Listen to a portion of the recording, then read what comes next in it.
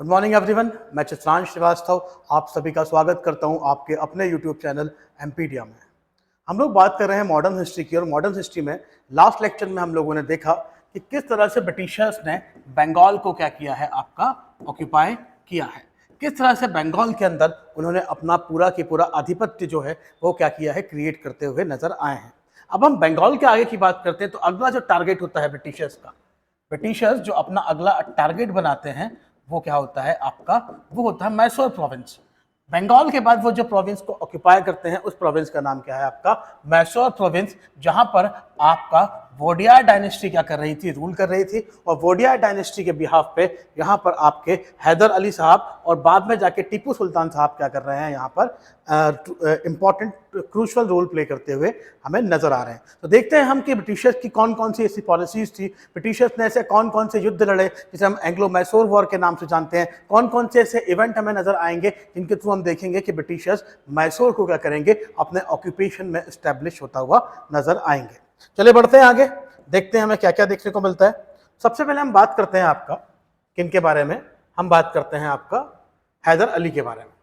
अगर हैदर अली की बात करें तो हैदर अली कौन है, तो सबसे पहले देखिए हैदर अली का फोटो आपको देखने को मिलेगा। हैदर अली साहब इस तरह से दिखते थे। अगर हम लोग देखें तो हैदर अली क्या थे, हैदर अली ने अपने आप को कब तक रूल किया है, 1661 से लेकर 1682 तक क्या किया है, मैसूर स्टेट के लिए इन्होंने क्या किया है, आपका सर्व किया है। तो हम देखते हैं कि किस तरह की सर्विस इनकी रही, किस तरह से इन्होंने काम किया, तो हमें देखने को मिला। तो हैदर अली अगर देखें तो हैदर अली अपना जो करियर है, ठीक है, अपना जो करियर है हैदर अली वो कैसे स्टार्ट करते हैं, एज ए सोल्जर, मतलब एक सबसे छोटी पोस्ट, एज एक स्मॉल पोस्ट के क्या करते हैं, वो क्या करते हैं, अपना करियर स्टार्ट करते हैं। पर ड्यू टू हिज कैलिबर, तो अपने कैलिबर के बिहाफ पे, अपने कॉन्टेक्ट के बिहाफ पे, अपना डिसीजन मेकिंग कैपेबिलिटी के हिसाब से वो क्या करते हैं, मैसूर स्टेट में सोल्जर की तरह क्या करते हैं, आपका सर्व करना स्टार्ट करते हैं। और धीरे धीरे करके उनको डिंडीगुल का, कहाँ का, डिंडीगुल जो कि एक प्रोविंस हुआ करता था, कहाँ का, जो कि मैसूर स्टेट का एक प्रोविंस हुआ करता, वहां का फौजदार का मतलब गवर्नर वहां का क्या कर दिया जाता है, अपॉइंट कर दिया जाता है। अब दूसरा क्वेश्चन ये बनता है कि मैसूर जो है, ठीक है, मैसूर के अंदर जो डायनेस्टी रूल कर रही है, ठीक है, जो डायनेस्टी यहां पर क्या कर रही है, आपका रूल कर रही है, उस डायनेस्टी का नाम क्या है, तो उस डायनेस्टी का नाम क्या है, वाडियार डायनेस्टी या वोडियार डायनेस्टी यहां पर क्या कर रही है, रूल कर रही है। तो हमने क्या देखा अभी कि हैदर अली कौन, हैदर अली एक इंसान जिसने एज ए सोल्जर अपना क्या किया है, करियर स्टार्ट किया है, ठीक है, जिसने एक छोटी सी रैंक से, एक स्मॉल रैंक से करियर अपना स्टार्ट किया। किसके लिए करियर स्टार्ट किया, वोडियार डायनेस्टी के यहाँ पर उसने अपना करियर स्टार्ट किया। और जब इन्होंने अपना काम करना स्टार्ट किया उस समय यहाँ के रूलर कौन हुआ करते थे, वाडियार डायनेस्टी के, वो हुआ करते थे कृष्णा राजा फर्स्ट, ठीक है। अब ये अपने आप को प्रूव करते हैं, हैदर अली अपने आप को प्रूव करते हैं, और प्रूव करते करते धीरे धीरे वो क्या करते हैं, आपका ही बिकेम द फौजदार, मतलब ये क्या बन जाते हैं, आर्मी के चीफ बन जाते हैं, ठीक है। या फिर मैं ऐसा बोलूं, आर्मी का चीफ तो नहीं, या फिर मैं ऐसा बोलूं कि जो डिंडीगुल है, डिंडीगुल एक प्रोविंस है किसका, वाडियार डायनेस्टी का, इस डिंडीगुल के क्या बन जाते हैं, सर्वा बन जाते हैं, डिंडीगुल के क्या बन जाते हैं, आपका गवर्नर की तरह इनको क्या करते हैं, कृष्ण राजा क्या करते हैं, अपॉइंट करते हैं। फाइनली हम लोग देखते हैं कि भाई जब तक ये डिंडीगुल के क्या थे, गवर्नर की तरह या सूबेदार की तरह या फौजदार की तरह एक्ट कर रहे हैं, उस समय वाडियार डायनेस्टी का एक प्राइम मिनिस्टर हुआ करता था, और इस प्राइम मिनिस्टर का नाम था क्या था, नंजा राजा, ठीक है। वाडियार डायनेस्टी का प्राइम मिनिस्टर कौन हुआ करता था, नंजा राजा साहब क्या हुआ करते थे, प्राइम मिनिस्टर हुआ करते थे। पर देखिए सीधी सी बात है, जब कंसंट्रेशन ऑफ पावर, जब क्या होता है, कंसंट्रेशन ऑफ पावर होने लगता है, तो जिसके हाथ में जो पावर एंटरटेन करता है वो रूलर को यहाँ पर क्या करता है, एलिमिनेट करते हुए सारे डिसीजन लेना स्टार्ट करता है।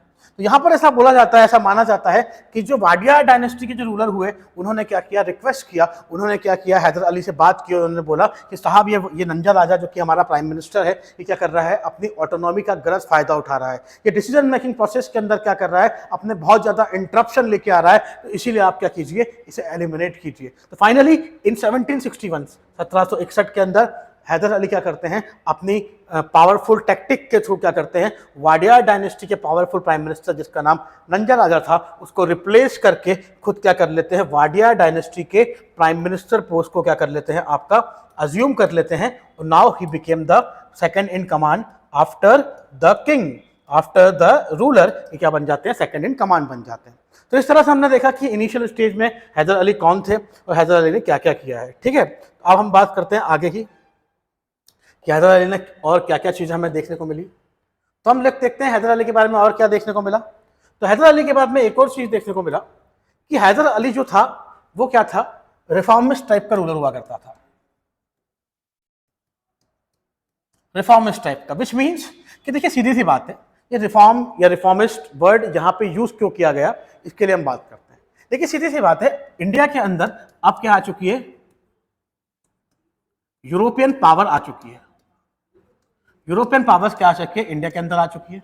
और जब यूरोपियन पावर ने क्या किया, इंडिया के अंदर रूल, इंडिया के अंदर धीरे धीरे करके अपना इंपेरियलिस्टिक बिहेवियर क्रिएट करना स्टार्ट किया, ठीक है, अपना साम्राज्यवाद स्टार्ट किया, तो यहां पर इन सभी रूलर्स को एक तरफ तो ब्रिटिशर्स थे, इनसे थ्रेट लगा, और दूसरी तरफ कौन था, फ्रांस था, उससे भी थ्रेट लगा। तो उसने बोला कि ब्रिटिश और फ्रांस आर्मी को फेस करने के लिए आपको क्या करना पड़ेगा, रिफॉर्म करना पड़ेगा। इसी फेस में इन्होंने क्या किया भाई, फ्रांस की हेल्प से, फ्रेंच की हेल्प से 1756 में क्या किया, अपने यहाँ मॉडर्न डेवलपमेंट सिस्टम को क्या किया, ऑप्ट किया। अब ये मॉडर्न डेवलपमेंट सिस्टम का मतलब क्या, मॉडर्न डेवलपमेंट सिस्टम का मतलब कि भाई इकोनॉमी को स्ट्रेंथन करने के लिए क्या किया जाए, इंडस्ट्रियलाइजेशन किया जाए, ठीक है, आर्मी को स्ट्रेंथन करने के लिए, मिलिट्री को स्ट्रेंथन करने के लिए यूरोपियन फॉर्मेट पे, यूरोपियन फॉर्मेट को क्या किया जाए, आर्मी को ऑर्गेनाइज किया जाए। तो ये सारे जो मॉडर्न डेवलपमेंट सिस्टम है, इनको पहली बार वाडियार डायनेस्टी के अंदर इंट्रोड्यूस करने वाला इंसान कौन है, वो कौन है, आपका हैदर अली साहब। हैदर अली साहब के बारे में हमने मोटा मोटा इनकी पर्सनल डिटेल के बारे में बात किया। अब हम बात करना चालू कर रहे हैं किसके बारे में, अब हम बात करना चाह रहे हैं एंग्लो मैसूर वॉर। हम देखते हैं एंग्लो मैसूर वॉर क्या है और किस तरह से हमें देखने को मिला। देखिए सीधी सी बात है, दो टर्म यूज हो रही है, Anglo, the term which abbreviate the Britishers, और दूसरा मैसूर। मैसूर वो टर्म है जो कि आपका हैदर अली और उनके डिसेंडेंट जैसे टीपू सुल्तान, ठीक है, उन लोगों को रिप्रेजेंट करेगी जो कि मैसूर स्टेट के लिए क्या कर रहे हैं, सर्व करते हुए नजर आ रहे हैं। तो हम बात करते हैं पहला आपका वॉर जो कि मैसूर स्टेट और ब्रिटिशर्स के बीच में हुआ, जिसे हम किस नाम से जानते हैं, आपका एंग्लो मैसूर वॉर के नाम से जानते हैं।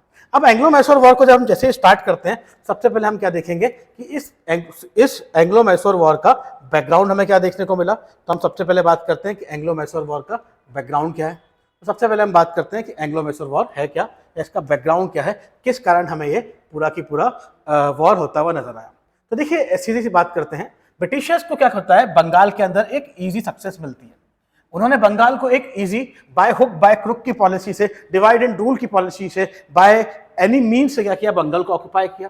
उसके बाद उनकी आर्मी के अंदर उन्हें क्या आता है, कॉन्फिडेंस आता है अपने मिलिट्री स्ट्रेंथ पे, और उस मिलिट्री स्ट्रेंथ पे जब कॉन्फिडेंस ब्रिटिशर्स को आता है तो वो सोचते हैं कि अब सिर्फ बंगाल ही क्यों, why only Bengal, why not rest of India, क्यों नहीं बाकी बचा हुआ इंडिया हम क्या करें, ऑक्यूपाई करें, डायरेक्ट अपने ऑक्यूपेशन में लें। तो जब ये चीज किसके दिमाग में आती है, ब्रिटिशर्स को आती है। और ये चीज उनके दिमाग में कब आती है, जब उन्हें एनालाइज होता है कि उनकी जो मिलिट्री स्ट्रेंथ है, जिस टैक्टिक के थ्रू उन्हें बंगाल को ऑक्यूपाई किया है, उसी मिलिट्री स्ट्रेंथ के क्या बोल सकते हैं, बेसिस पे वो क्या कर सकते हैं, आपका रेस्ट ऑफ इंडिया को भी ऑक्यूपाई कर सकते हैं।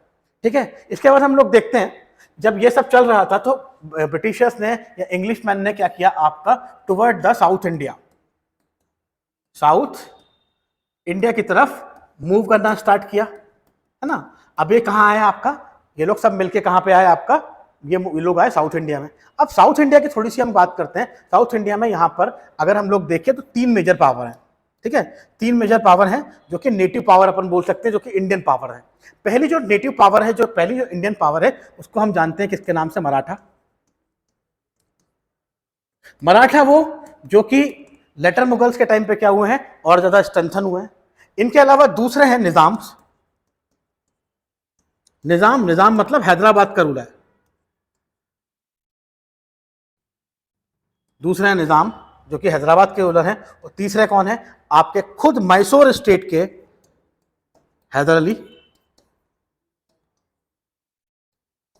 तो ये तीन पावर हैं, और ये तीनों पावर जो है, चाहे हम बात करें मराठाओं की, चाहे हम बात करें मराठाओं की, चाहे हम बात करें निजाम की, चाहे हम बात करें मैसूर की, ये तीनों के तीनों क्या चाहते हैं, अपना एक्सपांशन चाहते हैं, अपना एरिया क्या चाहते हैं, वो अपना एरिया क्या चाहते हैं, एक्सपांड करना चाहते हैं साउथ इंडिया के अंदर। वो अपनी इकोनॉमी को इस एक्सपांशन के थ्रू क्या चाहते हैं, अपलिफ्ट करना चाहते हैं। तो इस चीज का फायदा कौन उठाएगा, इस चीज का साउथ इंडिया में फायदा कौन उठाएगा, आपका ब्रिटिशर्स उठाएंगे, और वो कहाँ आएंगे, साउथ में आएंगे। तो देखते हैं किस तरह से यहाँ पर कौन कौन सी ट्रिटी साइन होती है, किस किस तरह से ब्रिटिशर्स इन चीजों का फायदा उठाते हैं। तो देखते हैं क्या होता है। ब्रिटिशर्स क्या करते हैं, आपका बंगाल की सक्सेस के बाद मूव करते हैं साउथ इंडिया में, और साउथ इंडिया में आने के बाद वो ट्रिटी कंक्लूड करते हैं। ट्रिटी किसके साथ करते हैं, निजाम ऑफ हैदराबाद के साथ। ठीक है, निजाम ऑफ हैदराबाद के साथ 1766 के अंदर ये लोग क्या करते हैं, एक ट्रिटी साइन करते हैं। ट्रिटी कौन करता है, ब्रिटिशर्स। ब्रिटिश क्या करते हैं, एक ट्रिटी साइन करते हैं 1766 के अंदर, जिसके अंदर क्या होता है, जिसके अंदर persuading him to give them a northern Circars region in lieu of the they said they would protect Nizam from the Haider Ali.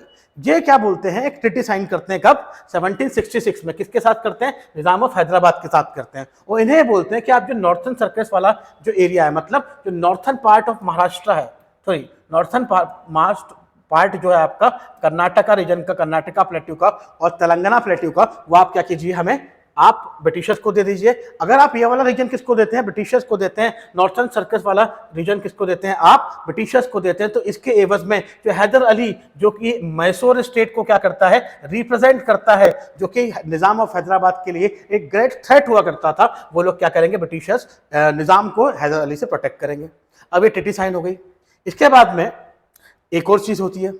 अब एक और कंडीशन हमें देखने को मिलती है। देखो, पहला तो हमने देखा कि ब्रिटिशर्स को कॉन्फिडेंट आया। दूसरा, हमने एक ट्रिटी देखी 1766 में, जिसके अंदर ब्रिटिशर्स बोलते कि हमें आप ये वाला एरिया दे दो निजाम साहब, हम आपको क्या करेंगे, हैदर अली से प्रोटेक्ट करेंगे। तीसरा एक और चीज देखते हैं कि हैदर अली, अब हैदर अली की बात अगर हम करें तो हैदर अली जो है वो एक ग्रेट पावर है किधर, आपका सदर्न इंडिया के अंदर। वो एक one of the greatest power है सदर्न इंडिया के अंदर। पर इस हैदर अली के क्या है, टेरिटोरियल डिस्प्यूट्स है। इसके एरिया जो टेरिटरी है उसके लिए डिस्प्यूट्स चल रहे हैं, किससे, नवाब ऑफ अरकोट के साथ, अरकोट के नवाब के साथ और मराठास के साथ। मतलब अगर हम हैदर अली की देखें तो हैदर अली किसके लिए थ्रेट है, वो निजाम के लिए भी थ्रेट है। उसके डिस्प्यूट किससे है, अरकोट के साथ भी इसके डिस्प्यूट है, और इसके डिस्प्यूट किसके साथ है, मराठास के साथ भी इसके डिस्प्यूट है। मतलब एक साइड क्या है, मराठा है, हैदर अली है, और उसके अलग अलग दुश्मन हमें यहाँ पर देखने को मिल रहे हैं। तो ये हमने थोड़ा सा बैकग्राउंड देखा। इसके बाद हम आगे बढ़ते हैं और क्या क्या देखने को मिलता है। अब हम देखते हैं कि अब क्या बनता है, चैलेंजिंग अलायंस बनता है। किस तरह के अलायंस बनना स्टार्ट होते हैं। तो देखिए निजाम, अब क्या होगा भाई, हम बात कर रहे हैं, बैकग्राउंड तो खत्म हो गया। अब बैकग्राउंड में हमने देखा कि निजाम, हैदर अली जो है उसके अपोज में, निजाम भी उसके अपोज में है, अरकोट भी उसके अपोज में है, मराठा भी उसके अपोज में है। तो कहीं ना कहीं अब क्या बनेगा, एक अलायंस बनेगा, चेंजिंग अलायंस बनता है। और अलायंस किस तरह से बदलता है। अब देखिए क्या है, निजाम, मराठा और इंग्लिश, ये क्या करते हैं, आपका तीनों अलायंस बनाते हैं। और अलायंस बनाने के बाद ये हैदर अली के अगेंस्ट में, ये अलायंस किसके अगेंस्ट में होता है, हैदर अली के अगेंस्ट ये अलायंस बनता है। पर Hyder Ali acted with a considerable tact and diplomatic skill. He paid Maratha to turn them neutral and promising to share the conquered territory with the Nizam, converted the Nizam into his ally. Then he joined the Nizam and attacked the Nawab of Arcot. अब देखो सीधी सी बात है, एक बात ध्यान रखिएगा, जब हमने बात की थी किसकी, एक कौन मराठा, दूसरे कौन निजाम, ये दोनों किसके अगेंस्ट में, ब्रिटिशर्स के साथ मिलके किसके अगेंस्ट में आ चुके हैं, ये आ चुके हैं किसके अगेंस्ट में, आपका हैदर अली के। तो हैदर अली को भी लगा कि भाई ये तो गड़बड़ चल रही है, इस तरह से काम चलता रहा तो कैसे काम चल पाएगा। तो हम लोग देखते हैं क्या होता है। तो हैदर अली क्या करता है, यहाँ पर कुछ टैक्टिक्स लगाता है, वो अपना दिमाग लगाता है, अपने डिप्लोमेटिक स्किल्स को यूज करता है। और डिप्लोमेटिक स्किल्स को यूज करते हुए ये जो अलायंस बना था ना साहब, ब्रिटिशर्स, निजाम और मराठाओं के बीच में, इस अलायंस को तोड़ने में क्या होता है, वो आपका सक्सेसफुल होता है। अब वो अलायंस कैसे टूटता हुआ नजर आता है? हैदर अली क्या करता है, सबसे पहले तो वो बोलता है आपका मराठाओं को कुछ पैसा देता है, कुछ पे करता है, और जिससे मराठाओं को बोलता है कि आप क्या कीजिए, इस पूरे के पूरे अलायंस के बीच में, इस पूरे के पूरे कॉन्फ्लिक्ट के बीच में क्या जाइए, न्यूट्रल रहिए। इसके अलावा निजाम को बोलता है, वो हैदर अली निजाम को बोलता है कि भाई तुम्हें चाहिए टेरिटरी, अपन क्या करते हैं, अरकोट पे अटैक कर देते हैं। किस पे अटैक कर देते हैं? अपन अरकोट पे अटैक कर देते हैं, और अरकोट को अपन जीतेंगे जब, तो अरकोट जीतने के बाद जो टेरिटरी आएगी वो मैं आपको दे दूंगा। तो ये इस चक्कर में, इस कंसिडरेबल टैक्टिक और डिप्लोमेटिक स्किल्स के कारण जो अलायंस बना था निजाम मराठा और किसके बीच में, इंग्लिश के बीच में, ब्रिटिशर्स के बीच में, ये पूरा की पूरा अलायंस क्या होता है, टूट जाता है, और निजाम किसके साइड में आ जाते हैं, निजाम आपका हैदर अली के साइड में आ जाते हैं। और हैदर अली के साइड में जब ये आ जाते हैं तो ये लोग किस पे अटैक कर देते हैं, ये नवाब ऑफ अरकोट पे क्या करते हैं, अटैक कर देते हैं। और ये आप देखते हैं कि किस तरह से अरकोट पे अटैक हुआ, और अरकोट के अटैक होने के बाद में क्या है course of the war, war के अंदर हमें क्या क्या देखने को मिला। चलिए अब हम बात करें कोर्स ऑफ द वॉर के बारे में। तो देखिए, the war continued for a year and A half without any conclusion. ये कितने साल तक चला है, ये जो वॉर है ये आपका 1.5 साल तक हमें होता हुआ नजर आया है। इसके अंदर क्या होता है, हैदर अली क्या करता है अपने स्ट्रेटजी से, ठीक है, अपने सटन अपीयरेंस से क्या करता है, मद्रास के ऊपर, ठीक है, बात करता है। अब देखते हैं क्या क्या हो रहा है, क्या क्या चीजें हमें होते हुए नजर आ रही है। तो देखते हैं हैदर अली चेंज स्ट्रेटजी। अब 1.5 साल तक आप युद्ध कर रहे हो, ठीक है, 1.5 साल तक आप क्या कर रहे हो, ब्रिटिशर्स प्लस अरकोट, इधर निजाम प्लस हैदर अली, ये मिलकर क्या कर रहे हैं, लड़ रहे हैं। जब ये लोग लड़ते हुए हमें नजर आ रहे हैं, ठीक है, जब ये लोग हमें क्या करते आ रहे हैं, लड़ते हुए नजर आ रहे हैं, इसका कोई रिजल्ट क्या हो रहा है आपका, हमें आउटकम होते हुए नहीं नजर आ रहा है। तो भाई हैदर अली क्या करता है, अपने स्ट्रेटजी के अंदर क्या करता है, वो सडन चेंज लेके आता है। और जब वो अपने स्ट्रेटजी के अंदर चेंज लेके आता है तो वो क्या करता है, आपका मद्रास को अटैक कर देता है, और मद्रास के सामने क्या करता है, आपका खड़ा हो जाता है। जब वो मद्रास के सामने क्या करता है, खड़ा हो जाता है, तो ये क्या था भाई, ये एक चाउस और पैनिक अटैक था, ठीक है, ये एक क्या था, मद्रास के सामने एक सरप्राइजिंग एलिमेंट था। ये चाउस और पैनिक था मद्रास के लिए कि भाई मद्रास के ऊपर जब हैदर अली की फोर्सेस क्या हो चुकी है, खड़ी हो चुकी है, तो भाई इंग्लिश किस तरह से क्या करे, मद्रास को डिफेंड करे। तो इसी चक्कर में यहां पर मद्रास बचाने के चक्कर में, क्योंकि मद्रास तो कौन, ब्रिटिशर्स क्या कर चुके हैं, ऑलमोस्ट हार चुके हैं, क्योंकि मद्रास इनकी कैपिटल सिटी हुआ करती थी। और कैपिटल सिटी को किसने घेर लिया है, कैपिटल सिटी को ही आपका हैदर अली साहब ने क्या कर लिया है, आपका घेर लिया है। जब ये चीज आपको देखने को मिली तो ब्रिटिशर्स को क्या करना पड़ा, मजबूर होना पड़ा, किस चीज के लिए, उनको एक ह्यूमिलेटिंग ट्रीटी साइन करने के लिए मजबूर होना पड़ा। और वो ट्रीटी किसके साथ साइन हुई, वो ट्रीटी साइन हुई हैदर अली साहब के साथ। तो जो पहला आपका क्या है वॉर जो है, वो एक ट्रीटी जो कि 4 अप्रैल 1769 के दिन साइन होगी उसकी क्या होता है, ट्रीटी ऑफ मद्रास के थ्रू क्या होता है, फर्स्ट एंग्लो फ्रेंच वॉर जो है आपका, फर्स्ट एंग्लो मैसूर वॉर जो है आपका, वो हमें खत्म हुआ नजर आता है। तो हमने क्या देखा, हमने देखा अभी तक क्या देखा हमने, मोटा मोटा हमने क्या देखा, कोर्स ऑफ द वॉर में 1.5 साल तक वॉर चला, कोई रिजल्ट नहीं आया। यहां पर दिमाग कौन लगाता है, हैदर अली साहब, वो अपने स्ट्रेटेजी को चेंज करते हैं और वो कहां पहुंच जाते हैं, मद्रास के सामने, मद्रास को अटैक कर देते हैं। मद्रास क्या है, मद्रास इनका किनका सेटलमेंट है, ब्रिटिशर्स का सेटलमेंट है। और यहां पर क्या करते हैं, मद्रास पे अटैक करते हैं, तो ब्रिटिशर्स के लिए शॉक होता है, एक पैनिक होता है, ये एक चाउस होता है कि एकदम से कैसे मद्रास पे आ गया। इस चक्कर में मद्रास जब ये हारे तो क्या करते हैं, एक ट्रीटी साइन करते हैं ब्रिटिशर्स किसके साथ, हैदर अली के साथ। और वो ट्रीटी कब साइन होती है, अप्रैल 4, 1769 को। उस ट्रीटी को किस नाम से जानते हैं अपन, ट्रीटी ऑफ मद्रास। इस ट्रीटी का नाम आपको याद रखना है, एग्जाम पूछता है कि फर्स्ट एंग्लो मैसूर वॉर के अंदर जो ट्रीटी साइन हुई उस ट्रीटी का नाम क्या है, ट्रीटी ऑफ मद्रास। ठीक है, अब आगे बढ़ते हैं और क्या क्या चीजें हमें देखने को मिल रही है। अब हमें देखने को मिल रहा है कि ट्रीटी क्या प्रोवाइड करती है। ट्रीटी क्या करती है, सबसे पहले भाई ट्रीटी, जब भाई दो सीधी सी बात है, वॉर होता है तो वॉर क्या होता है आपका, अलग अलग फ्रंट पे होता है, अलग अलग फ्रंट पे हमें वॉर होता हुआ नजर आता है। अब अलग अलग फ्रंट पे अगर वॉर हो रहा है तो कुछ पे ब्रिटिशर्स जीत रहे होंगे, तो कुछ फ्रंट पे आपका हैदर अली वाला मैसूर स्टेट जीत रहा होगा। तो जहां पे ब्रिटिशर्स ने जीता वहां पर उन्होंने मैसूर स्टेट के लोगों को प्रिजनर ऑफ वॉर बनाया, और जहां पर मैसूर जीता वहां उन्होंने ब्रिटिशर्स को क्या बनाया, प्रिजनर ऑफ वॉर बनाया। तो भाई इस ट्रीटी में सबसे पहली कंडीशन क्या रखी गई कि आप क्या करेंगे, जो अपने प्रिजनर ऑफ वॉर्स हैं, ठीक है, जो प्रिजनर आपने क्या कर लिया है, आपने वॉर के अंदर हरा के क्या किए हैं, अरेस्ट किए हैं, आप उनको क्या करेंगे, एक्सचेंज करेंगे, एक दूसरे को वापस कर देंगे, और mutual redistribution of the conquest, जो भी चीज जीती है उसको हम वापस से क्या करेंगे, म्यूचुअली डिस्ट्रीब्यूट कर देंगे।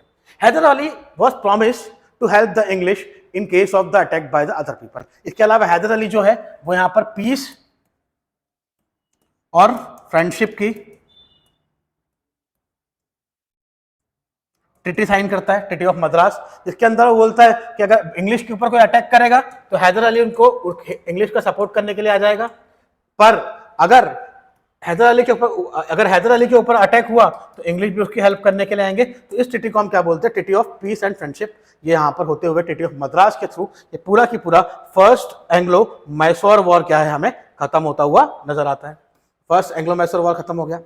अब भाई सब कुछ अच्छा चलता रहा, ठीक है। अब हम बात करते हैं सेकंड एंग्लो मैसूर वॉर के बारे में। ठीक है, सीधी सी बात है। एक चीज देखिए, एक ट्रीटी का ध्यान रखिए, एक ट्रीटी जो कब साइन हुई है 1769 का, ठीक है। अब इस ट्रीटी की बात करते हैं। ट्रीटी का नाम क्या है, treaty of Mysore, treaty of Madras. देखते हैं आप क्या क्या क्या चीजें होते हुए हमें नजर आ रही है। हमने देखा कि 1769 के अंदर ट्रीटी ऑफ मद्रास साइन हुई, है ना। और इस ट्रीटी ऑफ मद्रास में दोनों ने प्रॉमिस किया कि ये एक दूसरे के दुश्मनों से क्या नहीं बनाएंगे, अलायंस नहीं बनाएंगे, और अगर कोई इन पे अटैक करेगा, है ना, तो ये एक दूसरे की हेल्प के लिए आ जाएंगे। ये सब ऑलरेडी हो चुका है, पर एक कॉन्फ्लिक्ट फिर रेज होता है 1780 से लेकर 84 के बीच में, जिसे हम किस नाम से जानते हैं, जिसे हम सेकंड एंग्लो मैसूर वॉर के नाम से जानते हैं। किस नाम से जानते हैं, सेकंड एंग्लो मैसूर वॉर के नाम से जानते हैं। क्या है ये 1780 से लेकर 84 तक हुआ सेकंड एंग्लो मैसूर वॉर। चलिए देखते हैं। अब देखो सीधी सी बात है, यहां पर कुछ ना कुछ तो हमें होता हुआ नजर आएगा। क्या देखने को मिलेगा, हैदर अली क्या करते हैं, आपका हैदर अली का जो फेथ है, हैदर अली का जो विश्वास है, हैदर अली ने जो ट्रीटी ऑफ मद्रास जो साइन की थी, उस ट्रीटी ऑफ मद्रास से हैदर अली का क्या होता है, धीरे धीरे करके विश्वास उठता जाता है। अब ये विश्वास कैसे उठता है हम देखते हैं। 1771 की बात है। कब की बात है, 1771 की बात है। और हैदर अली के ऊपर कौन अटैक कर देता है, मराठास अटैक कर देते हैं, ठीक है। जब मराठा इनके ऊपर अटैक करते हैं तो बात आती है वहां पर ट्रीटी ऑफ मद्रास के ऊपर। ट्रीटी ऑफ मद्रास के ऊपर आपने क्या बात की थी, ब्रिटिशर्स और हैदर अली ने, कि भाई अगर कोई भी आप पे क्या करेगा, अटैक करेगा, तो आपको क्या करना पड़ेगा, हेल्प करने के लिए आना पड़ेगा। पर जब 1771 के अंदर मराठाओं ने किसके ऊपर अटैक किया, मराठाओं ने हैदर अली के ऊपर अटैक किया, तो भाई क्या होता है, जो ब्रिटिशर्स हैं वो उसकी मदद करने के लिए क्या करते हैं, आते नहीं है, क्योंकि वो मराठाओं के साथ क्या कर चुके थे, एक अलायंस फॉर्म कर चुके थे। तो जब मराठा के अटैक के टाइम पर 1771 में हैदर अली की मदद करने के लिए कौन नहीं आता है, आपका ब्रिटिशर्स नहीं आते हैं, तो वो क्या करते हैं, एक ब्रीच ऑफ फेथ, मतलब आपका जो फेथ जो है वो है जो ट्रीटी ऑफ मद्रास का था, वो यहाँ पर टूटता हुआ नजर आता है। इसके अलावा हम और भी चीजें देखते हैं, क्या देखने को मिलता है, अपन देखते हैं, थोड़ा सा आगे बढ़ते हैं, क्या देखने को मिलता है। Also he found that French were the more helpful than the English in meeting the army's requirement, gun, staplers and the lead. Consequently, through the Mahe, French possession on the Malabar coast, the French material brought by the Mysore. अब देखो सीधी सी बात है, क्या है, आपने treaty of Mysore sign करी, किसके साथ, ब्रिटिशर्स के साथ, है ना। और इस ट्रीटी को नाम क्या दिया, पीस एंड फ्रेंडशिप। पर यहां पे क्या पीस हुआ, क्या फ्रेंडशिप हुआ, क्या ब्रिटिशर्स इस चीज को एक्सेप्ट कर रहे हैं, नहीं एक्सेप्ट कर रहे हैं। दे वर नॉट एंटरटेनिंग यू। ये हैदर अली को कहीं से भी सपोर्ट करने को तैयार नहीं है। पर यहीं पर अगर हम लोग देखें तो इन्होंने पाया हैदर अली ने कि फ्रांस जो एक और यूरोपियन पावर है, जो ब्रिटिशर्स के क्या है दुश्मन है, वो क्या कर रही है, हैदर अली के लिए हेल्पफुल है। वो क्या है, इनके लिए बहुत हेल्पफुल है। वो उनको क्या कर रही है, इंग्लिशमैन, वो क्या कर रही है, आपको भाई इनकी जो आर्मी रिक्वायरमेंट है वो उनको फुलफिल कर रही है, गन्स दे रही है, लेड दे रही है, ठीक है, ये सब इनको दिए जा रही है। कॉन्सिक्वेंटली थ्रू माहे के थ्रू फ्रांस जो है वो क्या कर रहे हैं, मालाबार के कोस्ट के अंदर पोजीशन क्रिएट करके बैठे हैं, और हैदर अली और मैसूर के लिए क्या करके ला रहे हैं, बहुत सारा मटेरियल इनको प्रोवाइड कर रहे हैं। तो जो आपका हेल्पिंग एटीट्यूड था किसका, फ्रांस का, ये क्या करता है, हैदर अली को क्या करता है, इंप्रेस करता है, और इससे वो मजबूर करता है कि कहीं ना कहीं क्या किया जाए, कहीं ना कहीं हम फ्रांस के करीब आ जाए। क्योंकि देखो सीधी सी बात है, जो ब्रिटिशर्स हैं, है ना, वो ब्रिटिशर्स तो क्या है, हैदर अली को एंटरटेन करने को तैयार ही नहीं है। जब वो आप किसी की हेल्प मांगते हो तो 1771 का एग्जांपल देख लो, ठीक है। 1771 में आप पे मराठाओं ने अटैक किया, तो भाई ब्रिटिशर्स क्या नहीं आए, एड के लिए आपके पास नहीं आए। तो इस चीज से हैदर अली का झुकाव कहां चला गया, फ्रांस की तरफ हमें होता हुआ नजर आया। अब ब्रिटिशर्स का हैदर अली का जब झुकाव किसकी तरफ आया, फ्रांस की तरफ आया, तो कुछ और इवेंट हमें देखने को मिलेंगे। और क्या क्या इवेंट देखने को मिलेंगे? Meanwhile the American war of independence had broken out in which the French were on the side of the rebels against the English. अब देखिए सीधी सी बात है, हमने देखा था, हमने अभी थोड़े दिन पहले बात किया है, हमने किसके बारे में बात किया है? हमने बात किया है एंग्लो फ्रेंच वॉर के बारे में। अब एंग्लो फ्रेंच वॉर हमने देखा तो उसमें एक ट्रीटी साइन हुई जिसका नाम था ट्रीटी ऑफ पेरिस, और ट्रीटी ऑफ पेरिस से जो colonial era of the France है वो एकदम से खत्म हो जाता है। फ्रांस का जो कॉलोनिज्म फेस है वो खत्म हो जाता है। अब फ्रांस को तो बदला लेना था ब्रिटिशर्स से किसी भी तरह से, तो ये वो पीरियड है जिस समय क्या होता है अमेरिका के अंदर, है ना, अमेरिका के अंदर, यूएसए के अंदर क्या चल रहा है? अपना वॉर ऑफ इंडिपेंडेंस चल रहा है। और इस वॉर ऑफ इंडिपेंडेंस को बिना फायदे के कौन सपोर्ट कर रहा है? फ्रांस सपोर्ट कर रहा है, क्योंकि वो किसको सबक सिखाना चाहता है? वो ब्रिटिशर्स को सबक सिखाना चाहता है, क्योंकि उनका कॉलोनियल इरा, ब्रिटिशर्स, फ्रांस का कॉलोनियल इरा किसने खत्म किया? ब्रिटिशर्स ने खत्म किया।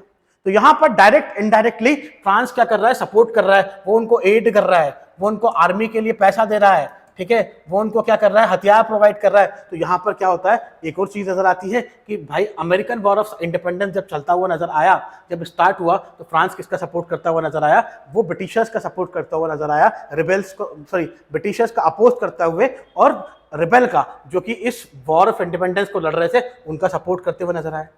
अंडर द सर्कमस्टेंसेस, इन सारी सर्कमस्टेंसेस में हैदर अली की दोस्ती किससे हो जाती है? आपका फ्रांस के साथ हो जाती है, ठीक है। और उसके बाद हमें देखने को मिलता है, क्योंकि भाई फ्रांस जो है वो क्या है? मोर कंसर्न्ड है, they are the more concern toward the Haider Ali, वो क्या है? आपका हैदर अली के लिए ज्यादा कंसर्न्ड है एज कंपेयर टू इंग्लिश, ठीक है। तो इसीलिए भाई दोस्ती किससे हो गई? हैदर अली की फ्रांस से।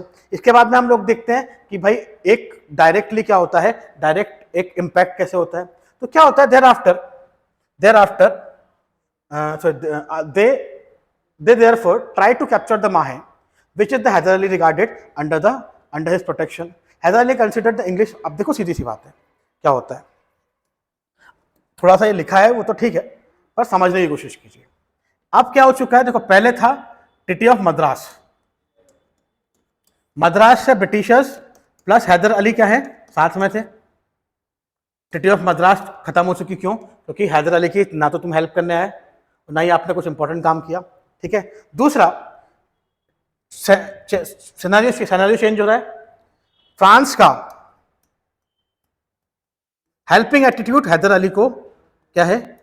हैदर अली को पसंद आ रहा है। इसीलिए हमने देखा कि हैदर अली और फ्रांस की दोस्ती बढ़ती जाती है और इंग्लिश से दूरियां बढ़ती जाती हैं, ठीक है। इसके बाद क्या होता है? ब्रिटिशर्स को पता लगता है कि भाई साहब हैदर अली तो इनके पास है ज़्यादा, तो ब्रिटिशर्स का जो यूरोपियन कॉम्पिटेंट है वो कौन है? आपका फ्रांस, और दूसरी साइड कौन है? ब्रिटिशर्स। तो फ्रांस और ब्रिटिशर्स क्या है? दोनों एक दूसरे के क्या है? कॉम्पिटिशन है। कहां पर? इंडिया में। तो क्या होता है? ब्रिटिशर्स क्या करते हैं? फ्रांस का एक सेटलमेंट होता है, इसका नाम क्या होता है? माहे।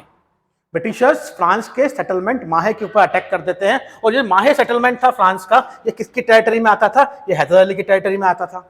अब कहीं ना कहीं आपने ट्रीटी ऑफ मद्रास से क्या बोला था? हम दोस्त हैं, अभी तक ओपन वायलेशन ऑफ ट्रीटी नहीं हुआ है। तो हैदर अली बोलता है कि भाई साहब इंग्लिश ने अगर माहे पे अटैक किया है, विच मीन्स कि उन्होंने डायरेक्टली किस पे अटैक कर दिया है? डायरेक्टली उन्होंने हैदर अली पे अटैक कर दिया, मैसूर स्टेट पे अटैक कर दिया, क्योंकि treaty of Mysore, treaty of Madras के हिसाब से कहीं ना कहीं क्या था? दोनों एक दूसरे पे अटैक नहीं करेंगे, दोनों एक दूसरे के दोस्त हैं। पर आपने भले फ्रांस पे अटैक किया, पर फ्रांस का जो माहे सेटलमेंट है वो किसकी टेरिटरी में आता है? वो ब्रिटिशर्स, सॉरी, वो फ्रांस के टेरिटरी में आता है। तो इस चक्कर में हमने देखा कि हैदर अली जो है वो एक डायरेक्ट चैलेंज करते हैं किसको? अथॉरिटी को। वो अथॉरिटी कौन है? आपका ब्रिटिशर्स।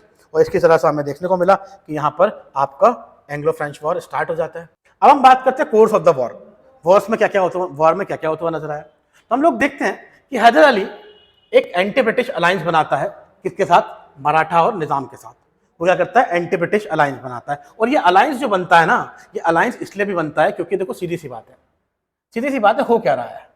नेटिव पावर की बात करें, नेटिव पावर की अगर हम बात करें तो नेटिव पावर कितनी है? नेटिव पावर 3 है। एक है मैसूर, दूसरा है मराठा, और तीसरा कौन है? आपका निजाम। ये क्या है? नेटिव पावर है। यूरोपियन पावर की बात करें तो यूरोपियन पावर में कौन है?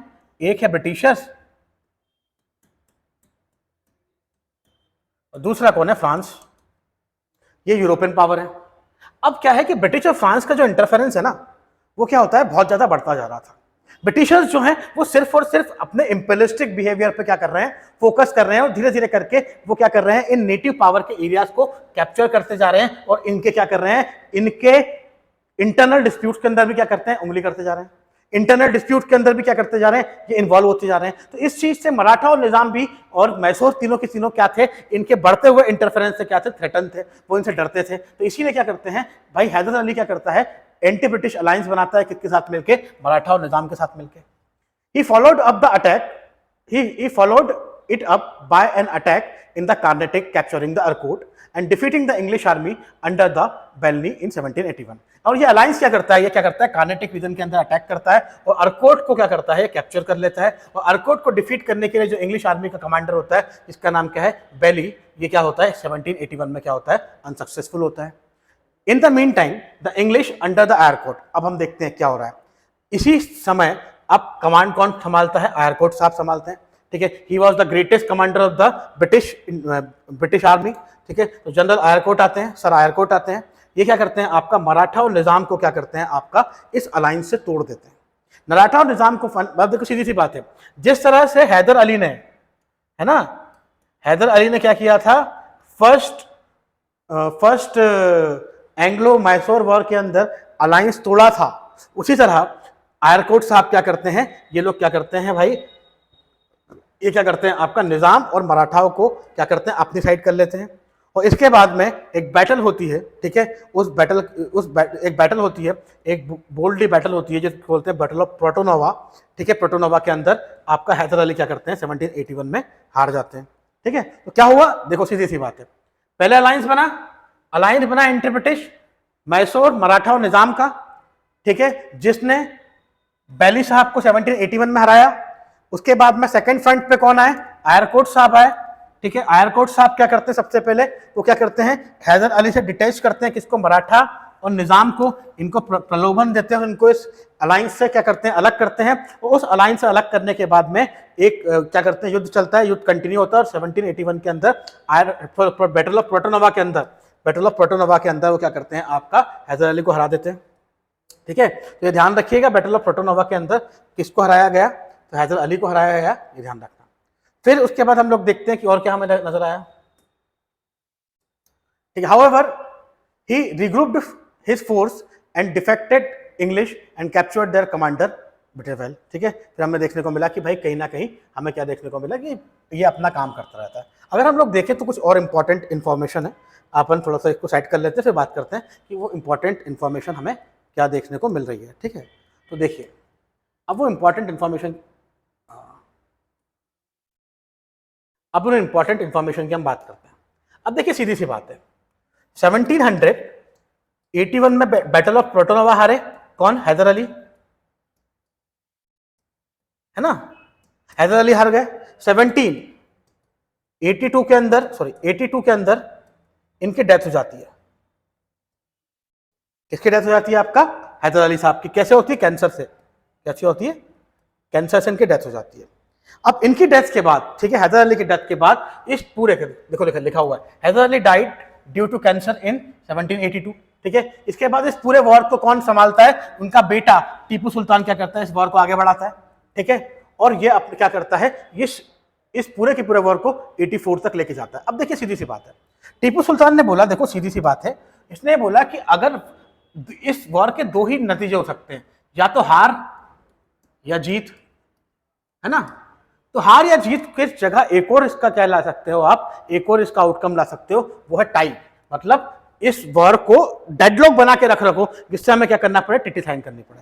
तो क्या होता है कि 1782 के अंदर after the death of Hyder Ali, इस पूरे के पूरे वॉरफेयर को कौन संभालता है, टीपू सुल्तान साहब संभालते हैं।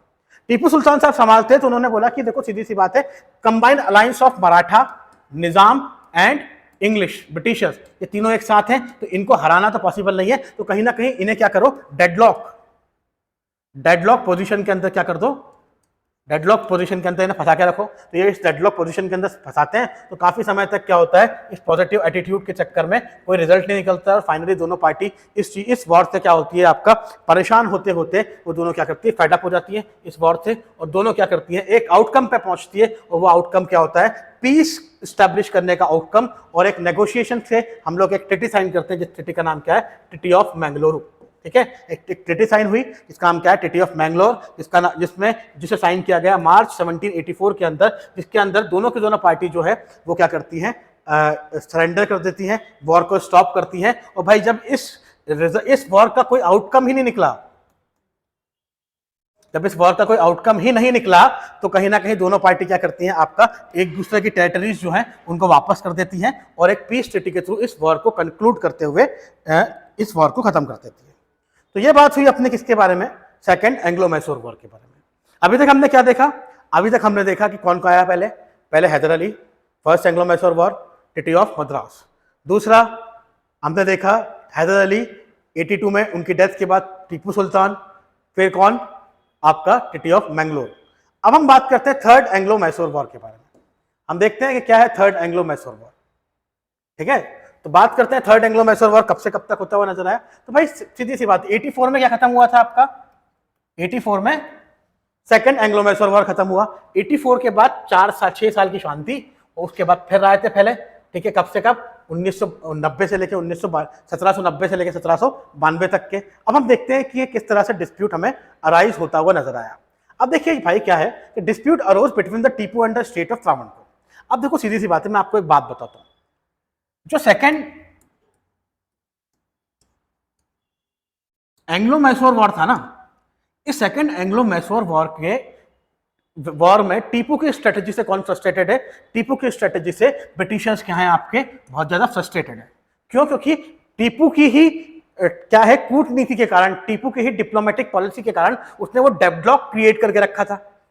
अब उस डेडलॉक को रिजॉल्व करने के लिए, उस डेडलॉक को खत्म करने के लिए ट्रीटी ऑफ मैंगलोर साइन करनी पड़ी, जिसमें ब्रिटिशर्स, निजाम और मराठा के हाथ में कुछ नहीं आया। ठीक है, तो उस चीज से ब्रिटिशर्स क्या कर रहे थे, आपका ये मौका ढूंढ रहे थे कि टीपू कोई गलती करे, और जब वो गलती करे तो भाई कहीं ना कहीं टीपू के खिलाफ क्या किया जाए, वॉर डिक्लेयर किया जाए। तो हम देखते हैं कि क्या होता है। तो डिस्प्यूट अरोज होता है किसका, टीपू सुल्तान और स्टेट ऑफ त्रावणकोर। त्रावणकोर एक छोटा सा रियासत हुआ करता है साउथ इंडिया में, इनके बीच में क्या होता है आपका डिस्प्यूट रेज होता है। अब डिस्प्यूट क्या था, त्रावणकोर परचेज करता है जलकोटल को। ठीक है, जलकोटल और कन्नौर, ये दो एरिया हुआ करते हैं, इनको क्या करता है त्रावणकोर, किससे करता है, खरीद लेता है डच से। ठीक है, जो कि कोचिन स्टेट के अंदर आते थे। अब देखो रायता कैसे मिला, रायता किनके बीच में, टीपू सुल्तान और त्रावणकोर।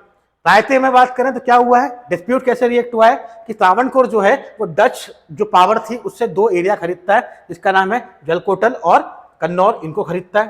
ठीक है, किससे खरीदता है, कोचिन स्टेट से खरीदता है। As Cochin was the feudatory of Tipu. अब देखो सीधी सी बात है, ये जो एरियाज है ये किसके अंदर आ रहे हैं, कोची में आ रहे हैं।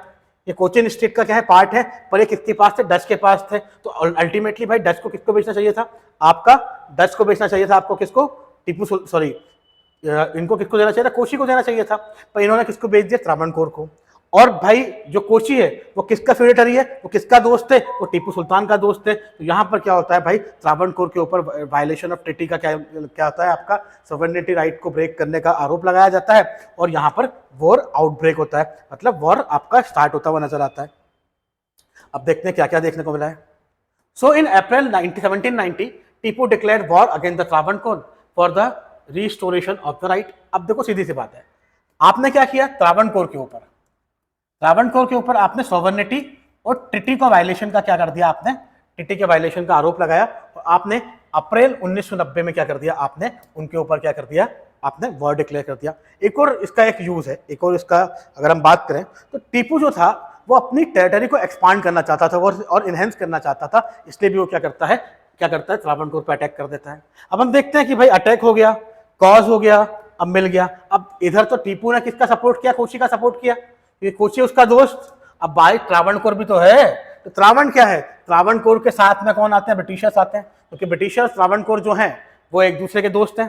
तो भाई टीपू को अटैक करने, मैंने आपको पहले बताया कि भाई ब्रिटिशर्स को क्या चाहिए, ब्रिटिशर्स को तो अपना ह्यूमिलिएशन जो ना सेकंड एंग्लो मैसूर वॉर के अंदर मिला उसका बदला लेने के लिए उनको तो बहाना चाहिए था, और बहाना मिला त्रावणकोर, और त्रावणकोर पर जब टीपू अटैक करता है तो ब्रिटिशर्स उसके साथ में आ जाते हैं।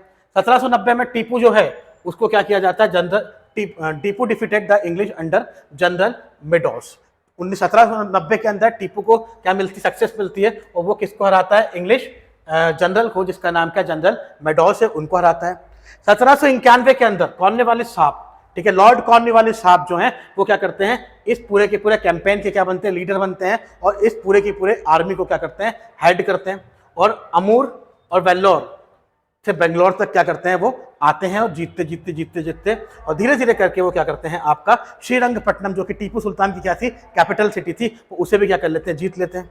ठीक है, अब हमने क्या देखा, इनिशियल 1990 में सक्सेस मिली टीपू सुल्तान को, 1991 में कौन आया, कॉर्नवालिस आया, और उसने धीरे धीरे करके क्या किया, एरियाज को जीतना चालू किया, और जीतते जीतते वो कहां पहुंच गया, 1991 में Srirangapatnam, the capital city of the Mysore state, ठीक है, वहां तक पहुंच गया। उसके बाद में हम देखते हैं combator fell to them, but they lost it again. But at last, with the support of the Marathas and the Nizam, the English attacked the Srirangapatnam and the second time, and the Tipu offered serious opposition, but odds were against him. अब देखो सीधी सी बात है, initially आपने श्रीरंगपट्टनम को capture किया, बाद में आपने फिर क्या कर दिया, खो दिया उसको, फिर बाद में आप क्या करते हैं, निजाम और मराठा, मतलब ब्रिटिशर्स निजाम और मराठाओं की मदद से वापस से क्या करते हैं, श्रीरंगपट्टनम पर अटैक करते हैं सेकंड टाइम, और यहां पर टीपू एक टफ क्या करता है, डिफीट, टफ रेजिस्टेंस देता है, किसको, आपका अपोजिशन देता है, किसको, आपका मराठा निजाम और ब्रिटिशर्स की आर्मी को, और इस टफ अपोजिशन के कारण हम लोग देखने को मिलता है कि भाई टफ अपोजिशन देने के बाद भी टीपू क्या करता है, आपका हार जाता है, और फाइनली टीपू जब इस थर्ड एंग्लो मैसूर वॉर के अंदर क्या होता है, डिफीट होता है, तो उसे एक ह्यूमिलिएटिंग ट्रीटी साइन करनी पड़ती है, उस ट्रीटी का नाम क्या है, ट्रीटी ऑफ श्रीरंगपट्टनम। तो अगर क्वेश्चन आता है एग्जाम के अंदर कि थर्ड एंग्लो मैसूर वॉर कैसे खत्म हुआ है, तो थर्ड एंग्लो मैसूर वॉर खत्म हुआ है एक ह्यूमिलिएटिंग ट्रीटी से, जो कि टीपू सुल्तान की हार के साथ साइन की गई, जिस ट्रीटी का नाम क्या है, ट्रीटी ऑफ श्रीरंगपट्टनम। अब हम बात करते हैं ट्रीटी ऑफ श्रीरंगपट्टनम को, मैं ह्यूमिलिएटिंग बोल रहा हूं बार बार, तो इस ट्रीटी ऑफ श्रीरंगपट्टनम के अंदर ऐसा ह्यूमिलिएटिंग बिहेवियर क्या है, ऐसे कौन कौन सी बात की गई जो टीपू के लिए ह्यूमिलिएशन क्या करती है, आपका क्रिएट करती है। तो हम ट्रीटी ऑफ श्रीरंगपट्टनम की बात करते हैं। ट्रीटी ऑफ श्रीरंगपट्टनम कहां साइन की गई, आपका कब साइन की गई, 1792 के अंदर साइन की गई।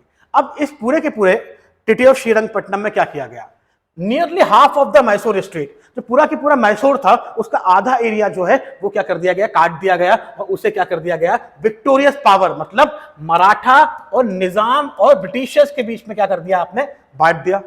ठीक है, दूसरा बड़ा महल, डिंडीगुल, मालाबार, ये किसके पास आया, ये ब्रिटिशर्स के पास आया। मीनवाइल मराठा को क्या मिला, तुंगभद्रा के आसपास का रीजन मिला और उसकी टेरिटरीज मिली। जबकि अगर निजाम की बात करें तो निजाम को क्या मिला, निजाम को कृष्णा रिवर के आसपास का एरिया मिला। मतलब देखिए बड़ा सा मैसूर स्टेट, उसको आपने क्या किया, आधा काट दिया और 3 पार्ट में क्या कर दिया, डिवाइड कर दिया। ब्रिटिशर्स ने क्या बोला, बड़ा महल, डिंडीगुल और मालाबार ले लिया। ठीक है, मराठाओं ने क्या लिया, तुंगभद्रा रिवर जो है आपका, उसके आसपास का एरिया ले लिया, और निजाम को क्या मिला, कृष्णा रिवर के आसपास का एरिया मिल गया। ठीक है, इसके अलावा यहां पर वॉर का डैमेज जो है, वॉर की इंडिमिटी जो है, वॉर का जो वॉर फाइन है, युद्ध का जो वॉर फाइन है, वो किस पे लगाया, टीपू सुल्तान के ऊपर, और नियरली 3 करोड़ रुपए का क्या लगाया गया, आपका 3 करोड़ रुपए का क्या लगाया गया, आपका वॉर फाइन किसके ऊपर लगाया गया, टीपू सुल्तान के ऊपर लगाया गया। ठीक है, अब वॉर फाइन लगाया, अच्छी बात है, यहां तक भी ठीक है, आपने क्या कर दिया, आपने वॉर फाइन भी लगा दिया। अब होगा एक ह्यूमिलिएशन। टीपू जो है वो जो 3 करोड़ रुपए जो हैं, 3 करोड़ रुपए की जो वॉर इंडिमिटी लगाई थी ना आपने उसके ऊपर, उस 3 करोड़ रुपए का आधा पैसा तो देने के लिए टीपू तैयार हो गया एट इंस्टेंट, पर उसने बोला कि जो रेस्ट ऑफ द पैसा है वो मेरे पास अभी नहीं है, मैं उस रेस्ट ऑफ द 1.5 करोड़ रुपए को अभी सबमिट नहीं कर पाऊंगा, इसीलिए आप मुझे क्या कीजिए, कुछ समय की मोहलत दीजिए। ब्रिटिशर्स बोलते ठीक है कोई बात नहीं है, मोहलत देते हैं। तो मोहलत कैसे दी जाएगी, टीपू के जो 2 बेटे थे, ठीक है, टीपू के जो 2 बेटे थे उनको ब्रिटिशर्स क्या कर लेते हैं, अपने हॉस्टेज बना लेते हैं, मतलब अरेस्ट करके उनके हाउस अरेस्ट में रख लेते हैं। अब किसी भी राजा के लिए इससे बड़ी बात कुछ नहीं होती है। जब आप उसके बेटे को क्या कर लें, इंप्रिजन करके रख लें, हाउस अरेस्ट के अंदर रख लें। जस्ट क्यों? क्योंकि वो 1.5 लाख, आधा अमाउंट तो भाई पे कर दिया ना उसने, 1.5 करोड़ रुपए। तो अब 1.5 करोड़ रिमेनिंग जो है उसके लिए आप उसके बेटे को क्या कर रहे हैं, अरेस्ट करके रख रहे हैं। ये ह्यूमिलिएशन था टीपू के लिए, तो इस ह्यूमिलिएशन का सामना टीपू नहीं कर पाता है और इसी ह्यूमिलिएशन के कारण हमें क्या देखने को मिलता है, फोर्थ एंग्लो मैसूर वॉर होता हुआ नजर आता है। अब हम बात करते हैं क्या है फोर्थ एंग्लो मैसूर वॉर और किस तरह से हमें देखने को मिला। तो देखते हैं क्या है फोर्थ एंग्लो मैसूर वॉर। तो हमें देखने को मिलता है फोर्थ एंग्लो मैसूर वॉर जो है वो आपका कब से चल रहा है, 1798 से लेकर 1799 तक हमें होता हुआ नजर आया। ठीक है, अब हम देखते हैं कि इस फोर्थ एंग्लो मैसूर वॉर का आपका बैकग्राउंड क्या है। English as well as Tipu Sultan, ठीक है, इंग्लिश और टीपू सुल्तान दोनों के दोनों क्या कर रहे थे, 1792 से लेकर 1799 तक भाई अपने लॉसेस को रिकैप्चर करने में लगे हुए थे। Tipu fulfilled all the terms, Tipu ने क्या की, सारी की सारी जो टर्म थी भाई, एरिया देना था एरिया दे दिया, वॉर इंडिमिटी देनी थी वॉर इंडिमिटी दे दी, सारी की सारी जो श्रीरंगपट्टनम की जितनी भी शर्तें थी उसको फुलफिल किया और अपने बेटों को क्या कर दिया, रिलीज करवा लिया। ठीक है, in 1796 when the Hindu ruler of the Wodeyar dynasty died. अब क्या होता है 1796 में एक इंपॉर्टेंट चेंज आता है। जो कृष्ण राया थे हिंदू रूलर वोडिया डायनेस्टी के, उनकी क्या हो जाती है, डेथ हो जाती है। Tipu refuse to place Wodeyar's minor son on the throne and declared himself as a sultan. अब यहां पर टीपू गलती करता है, वोडिया डायनेस्टी के राजा की डेथ हुई तो डायनेस्टी के माइनर चाइल्ड को बिठा दो ना, पर नहीं, टीपू बोलता है कि माइनर चाइल्ड अब क्या नहीं करेगा, राजगद्दी पे नहीं बैठेगा, और राजगद्दी को कौन संभालेगा, मैं खुद संभालूंगा। और अब मैं क्या हो रहा, यहाँ का सुल्तान बन गया हूं, किसका, मैसूर स्टेट का। यहां पर क्या होता है, टीपू सुल्तान अपने आप को रूलर डिक्लेयर कर लेता है। फिर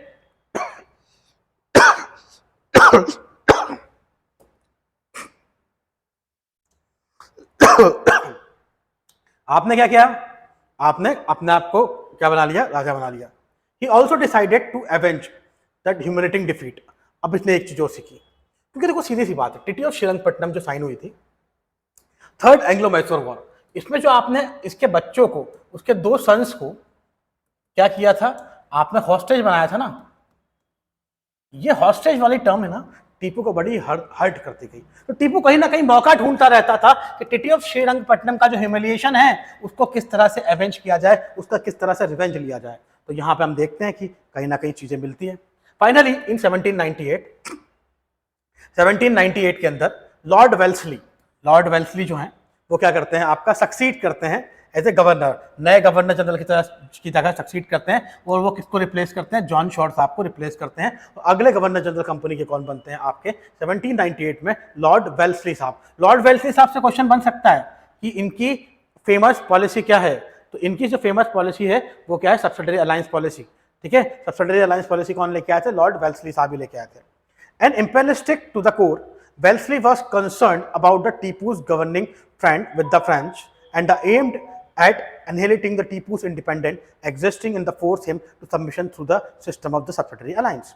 अब क्या था ना, जैसे ही वेल्सली साहब सक्सीड करते हैं तो उनके दिमाग में टेंशन आती है, वो कंसर्न हो जाते हैं कि भाई टीपू की जो दोस्ती है ना, उसकी जो दोस्ती है वो किससे बढ़ती जा रही है, फ्रांस से बढ़ती जा रही है। और वो कहीं ना कहीं फ्रांस के थ्रू क्या करता है, टीपू और फ्रांस एक दूसरे के थ्रू क्या कर सकते हैं, आपका क्या कर सकते हैं, आप क्या कर सकते हैं, आपका अपने इंडिपेंडेंस के लिए लड़के वो वापस से क्या नहीं करते, वो इन लोगों को, ब्रिटिशर्स को एलिमिनेट ना करते हैं। तो वो चाहते हैं कि क्या हो, कि भाई सब्सिडरी अलायंस पॉलिसी जो है उसका क्या बने, टीपू सुल्तान भी पार्ट बने, बाय हुक बाय क्रुक। तो इसी तरह से यहाँ पर चीजें चलती रहती है। They were also concern about this. So फिर क्या होता है, अब चल तो रहा है दिमाग में टीपू सुल्तान को किस तरह से एलिमिनेट करना है, चल तो रहा है दिमाग में कि किस तरह से टीपू सुल्तान को आपको चेक करके रखना है, किस तरह से टीपू सुल्तान को मेंटेन करके रखना है। तो इसी में हम देखते हैं कि जो वेल्सली साहब है वो एक चार्जशीट पेश करते हैं। ठीक है, वो एक क्या करते हैं, इल्जाम लगाते हैं किसके ऊपर, टीपू सुल्तान के ऊपर। और इसके अंदर मेंशन करते हैं कि भाई साहब ये जो टीपू सुल्तान है वो क्या कर रहा है, प्लानिंग एंड प्लॉटिंग कर रहा है ब्रिटिशर्स के खिलाफ, किसके साथ मिलकर, निजाम और English, plotting against the English with the Nizam and Maratha. ये निजाम और मराठाओं के साथ मिलकर क्या कर रहा है आपका, गड़बड़ हो गई। टीपू सुल्तान ये क्या करते हैं, लॉर्ड वेल्सली साहब टीपू सुल्तान के खिलाफ चार्जशीट पेश करते हैं। और चार्जशीट पेश करके ये बोलते हैं, ये इल्जाम लगाते हैं कि भाई जो टीपू सुल्तान है वो क्या कर रहा है, प्लानिंग प्लॉटिंग कर रहा है ब्रिटिशर्स, निजाम और मराठाओं के खिलाफ। और इसी फेज में वो क्या करता है, टीपू सुल्तान बहुत सारी एम्बेसीज भेजता है अरेबिया में, अफगानिस्तान में, काबुल में, जमान शाह को। तो ये सब चीजें देखने को मिलता है। ये हमें क्या लगता है कि भाई आप क्यों कर रहे हो, ये एम्बेसीज क्यों भेज रहे हो, आप इन सब देशों से अपने व्यवहार क्यों बना रहे हो, निजाम और मराठाओं के साथ अपने व्यवहार अच्छे क्यों कर रहे हो, ठीक है, फ्रांस के साथ आप इतने अच्छी बातें क्यों कर रहे हो, ये सब जो ट्रीटी ऑफ वर्सेलिस के बाद जो काम हुआ है इसमें आप इतना काम क्यों कर रहे हो। तो इस चीज में चार्जशीट पेश की गई और फाइनली इस चार्जशीट के बिहाफ पे टीपू को खिलाफ क्या कर दिया गया, आपका युद्ध स्टार्ट कर दिया गया और युद्ध जो है वो चालू होता है टीपू सुल्तान के खिलाफ और उस कोर्स ऑफ वॉर को हम देखते हैं। अब देखिए सीधी सी बात है, इस युद्ध के होने का एक सबसे बड़ा कारण और एक और है, क्या है कि ये वो इरा है जब फ्रांस के अंदर नेपोलियन बोनापार्ट जो हैं वो क्या कर रहे हैं, नया फ्रांस क्रिएट करने की कोशिश कर रहे हैं। वो वहां पर रूल कर रहे हैं और मोनार्ची को हटा के अपने पावर्स को एस्टैब्लिश करने की कोशिश कर रहे हैं। टीपू सुल्तान क्या करते हैं, एक लेटर लिखते हैं। वो लेटर किसको लिखते हैं, नेपोलियन बोनापार्ट को। उनको बोलते हैं कि मुझे ब्रिटिशर्स को एलिमिनेट करने के लिए मुझे आपकी जरूरत है, आप आइए। ये जो लेटर है ये लीक हो जाता है और इसी लेटर के लीक होने के कारण जबरदस्ती के चार्ज लगाए जाते हैं टीपू सुल्तान के ऊपर और फाइनली एक वॉर लड़ा जाता है जिसको हम किस नाम से जानते हैं, फोर्थ एंग्लो मैसूर वॉर के नाम से जानते हैं। वॉर स्टार्ट होता है 17 अप्रैल ऑफ 1799 के अंदर और ये कब खत्म हो जाता है, 4 मई 1999 के अंदर, जब श्रीरंगपट्टनम टीपू सुल्तान हार जाता है। टीपू को हराता है कौन, general Stuart, Tipu was defeated first by general Stuart. पहली बार टीपू को हराते हैं जनरल स्टुअर्ट और बाद में कौन हराते हैं इनको, जनरल हैरिस साहब क्या करते हैं, इनको हराते हैं। ऑर्थर वेल्सली जो हैं, जो कि क्या है, लॉर्ड वेल्सली के भाई हैं, ठीक है, ये दो अलग अलग नाम है, ध्यान रखना। ऑर्थर वेल्सली ये भी एक कमांडर है, ठीक है, ये लॉर्ड वेल्सली साहब के भाई हैं, ये भी इस वॉर के अंदर पार्टिसिपेट करते हैं। इंग्लिश क्या करते हैं, मराठा और निजाम की हेल्प से क्या करते हैं, इनको हरा देते हैं। Maratha had promised half of the territory of the Tipu's, ठीक है, मराठाओं को क्या प्रॉमिस किया जाता है कि आधी टेरिटरी जो है टीपू की उनको दी जाएगी और जो क्या बोलते हैं निजाम जो थे वो इस वॉर में इसलिए आए थे क्योंकि वो ऑलरेडी क्या कर चुके थे, सब्सिडरी अलायंस पॉलिसी साइन कर चुके थे। Tipu let down the fighting, Tipu क्या करता है, अच्छे से ब्रेवली लड़ता है पर फाइनली क्या करता है, अपने फैमिली मेंबर्स के साथ वो क्या करता है, आपका इस वॉर के अंदर मारा जाता है और ये वॉर हमें खत्म होता हुआ नजर आता है। अब देखते हैं आगे और क्या क्या देखने को मिल रहा है। अब देखते हैं कि इंग्लिश जो है वो क्या करते हैं। अब भाई टीपू की डेथ हो गई, टीपू खत्म, ठीक है, टीपू खत्म होने के बाद क्या होता है, जो मैसूर स्टेट है वो ब्रिटिशर्स के पास, मराठाओं को आधा टेरिटरी दे दिया गया, निजाम सब्सिडरी अलायंस पॉलिसी में काम खत्म। अब क्या होता है, इंग्लिश क्या करते हैं, दिमाग लगाते हैं। और दिमाग क्या लगाते हैं, वाडिया डायनेस्टी जो वहां की हुआ करती थी मैसूर की, वहां के माइनर हिंदू रूलर को क्या करते हैं, उस फैमिली को क्या करते हैं, वहां पर सब्सिडरी अलायंस पॉलिसी साइन करवा के वो उसको क्या करते हैं, थ्रोन के ऊपर बैठा देते हैं। और इस तरह से मैसूर के अंदर टीपू सुल्तान और हैदर अली का अंत होता है, साथ साथ में वाडिया डायनेस्टी को वापस से रिस्टोर कर दिया जाता है। अब कुछ क्वेश्चंस बनते हैं एग्जाम में टीपू सुल्तान से, तब उन टीपू सुल्तान के बारे में जो क्वेश्चन पूछे जाते हैं उनके बारे में बात कर लेते हैं। तो देखिए ये है टीपू सुल्तान, इनका फोटो आपको देखने को मिल रहा है। टीपू सुल्तान, देखो सीधी सी बात, एक क्लब था जैकोबिन क्लब, जैसे हमारे यहाँ क्लब होते हैं ना, उस तरह यूरोप के किंग्स का, मोनार्च का एक क्लब हुआ करता था जिसका एकमात्र इंडियन मेंबर जो रहा इंडिया से, वो कौन था, टीपू सुल्तान था। इन्होंने क्या किया, इन्होंने new system of coinage start किया, करेंसी का नया सिस्टम कौन लेके आया, टीपू सुल्तान। इसने जागीरदारी सिस्टम जो इसे अबॉलिश किया, इसने अपनी आर्मी को यूरोपियन फॉर्मेट में क्या किया, ऑर्गेनाइज किया, ठीक है। इसने जैकोबिन क्लब, ठीक है, एक ब्रांच, जैकोबिन क्लब तो कहाँ का क्लब है भाई, आपका यूरोप का है ना, ये यूरोप का क्लब है, ठीक है। पर इसने क्या किया, इस जैकोबियन क्लब की एक ब्रांच कहां स्टार्ट करी, श्रीरंगपट्टनम के अंदर। इसने ट्री ऑफ लिबर्टी कहां प्लांट किया, ये क्वेश्चन एग्जाम पूछता है बार बार कि ट्री ऑफ लिबर्टी किसने प्लांट किया, टीपू सुल्तान ने प्लांट किया। और कहां प्लांट किया, तो वो हमने कहां देखा कि वो हमें देखने को मिला कि वो कहां प्लांट होता हुआ नजर आया, वो आपको हमें कहां नजर आता हुआ, श्रीरंगपट्टनम में नजर आया।